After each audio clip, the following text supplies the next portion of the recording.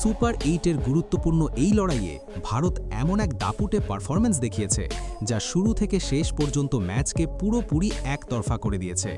চাপ ছিল প্রবল, পরিস্থিতি ছিল কঠিন, কিন্তু ভারতীয় দল এক মুহূর্তের জন্যও মনোযোগ হারায়নি। প্রতিটি ওভারের সঙ্গে জিম্বাবুয়ের সম্ভাবনা ক্ষীণ হয়ে এসেছে, আর ভারতের আত্মবিশ্বাস ততই বেড়েছে। এই পরাজয় শুধু রানের ব্যবধানের নয়, বরং মানসিক দৃঢ়তা, অভিজ্ঞতা এবং বড় মঞ্চে খেলার সামর্থ্যের পার্থক্য স্পষ্ট করে দিয়েছে।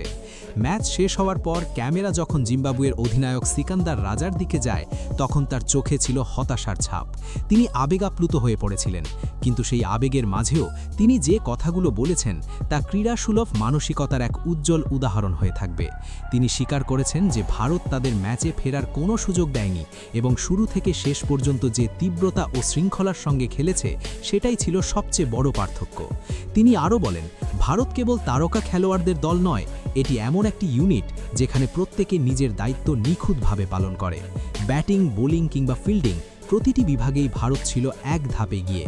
তার এই স্বীকারোক্তি কোনো আনুষ্ঠানিকতা ছিল না, বরং ছিল পরাজয়ের পর হৃদয় থেকে উঠে আসা নির্মোহ সত্য, যা কোটি ক্রিকেট প্রেমীর মনে গভীর প্রভাব ফেলেছে। বন্ধুরা, এই ম্যাচে ভারতের ব্যাটিং লাইনআপ যেভাবে দায়িত্বশীলতা, আত্মবিশ্বাস এবং আক্রমণাত্মক মানসিকতার সমন্বয় ঘটিয়েছে তা সত্যিই বড় দলের পরিচয় বহন করে। টস জিতে জিম্বাবুয়ে প্রথমে বোলিং নেওয়ার সিদ্ধান্ত নিয়েছিল স্পষ্ট কৌশল নিয়ে।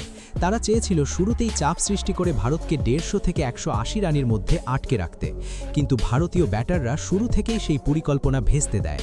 বড় মঞ্চে কিভাবে আধিপত্য বিস্তার করতে হয় সেটাই যেন তারা দেখিয়ে দিল।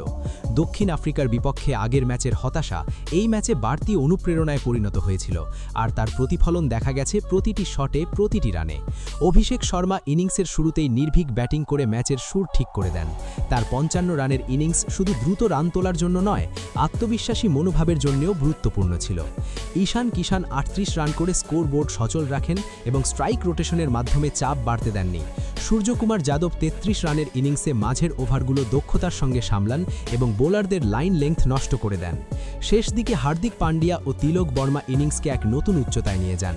হার্দিকের 50 রানের ঝড়ো ইনিংস এবং তিলকের 44 রানের কার্যকর ব্যাটিং ভারতের স্কোরকে 250-এর অনেক ওপরে পৌঁছে দেয়।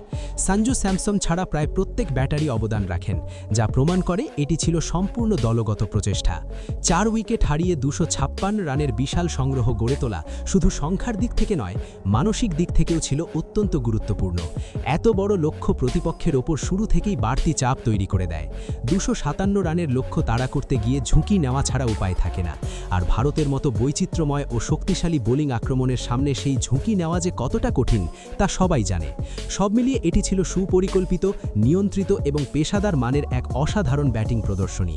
বন্ধুরা, ম্যাচ শেষ হওয়ার পর জিম্বাবুয়ের অধিনায়ক সিকান্দার রাজা অত্যন্ত খোলামেলাভাবেই স্বীকার করেন যে ভারতের বিপক্ষে প্রথমে বোলিং নেওয়ার সিদ্ধান্ত হয়তো কৌশলগতভাবে সঠিক ছিল না। তাদের মূল পরিকল্পনা ছিল শুরুতেই শৃঙ্খলিত বোলিং করে ভারতকে 150 থেকে 180 রানের মধ্যে আটকে রাখা, যাতে দ্বিতীয় ইনিংসের লক্ষ্য তাড়া করার সময় চাপটা ভারতের ওপরেই থাকে। কিন্তু বাস্তবে যা ঘটেছে তা সম্পূর্ণ উল্টো। ভারতীয় ব্যাটাররা শুরু থেকেই আক্রমণাত্মক মানসিকতা নিয়ে খেলেছে এবং জিম্বাবুয়ের পরিকল্পনাকে কার্যত ভেঙে চুরমার করে দিয়েছে। রাজা স্পষ্টভাবেই বলেন, 256 রানের বিশাল স্কোরবোর্ডে ওঠার পর তাদের পক্ষে ম্যাচে ফেরার পথ প্রায় বন্ধ হয়ে যায়। তিনি এটাও উল্লেখ করেন যে অভিষেক শর্মা ও সূর্যকুমার যাদবের গুরুত্বপূর্ণ উইকেট তুলে নেওয়ার পর তারা কিছুটা স্বস্তি পেয়েছিল এবং ভেবেছিল ম্যাচে হয়তো একটু হলেও ফিরে আসা সম্ভব। কিন্তু ঠিক সেই সময় হার্দিক পান্ডিয়া ও তিলক বর্মা যেভাবে আক্রমণের তীব্রতা বাড়িয়ে দেন, তাতে ম্যাচের গতি পুরোপুরি ভারতের দিকে চলে যায়। বিশেষ করে শেষ কয়েক ওভারে দ্রুত 50 থেকে 70 রান যোগ হওয়ায় লক্ষ্য এতটাই বড় হয়ে দাঁড়ায় যে তা তাড়া করা প্রায় অসম্ভব হয়ে পড়ে। এই পরাজয়ের ফলে জিম্বাবুয়ে পয়েন্ট টেবিলে 4র্থ স্থানে নেমে যায় এবং সেমিফাইনালে ওঠার সম্ভাবনা কার্যত শেষ হয়ে যায়। তবুও রাজা যে ক্রীড়াসুলভ মানসিকতা দেখিয়েছেন তা সত্যিই প্রশংসনীয়। তিনি বলেন, তারা হয়তো টুর্নামেন্টে আর এগোতে পারছেন না, কিন্তু ভারতের ধারাবাহিকতা, ভারসাম্য এবং আত্মবিশ্বাস দেখে তার দৃঢ় বিশ্বাস এই দলই এবারের টি-20 বিশ্বকাপ জেতার অন্যতম শক্তিশালী দাবিদার। তার এই মন্তব্য প্রমাণ করে দেয় যে একজন প্রকৃত নেতা পরাজয়ের মধ্যেও সত্যকে স্বীকার করতে জানেন, আর কখনো কখনো হারের পর বলা সম্মানজনক কথাই একজন খেলোয়াড়কে আরও বড় করে তোলে। এখন আপনাদের কি মনে হয়, ভারতের এই পারফরম্যান্স কি সত্যিই তাদের শিরোপার সবচেয়ে বড় দাবিদার করে তুলেছে? আপনার বিশ্লেষণ ও মতামত অবশ্যই কমেন্টে জানাবেন।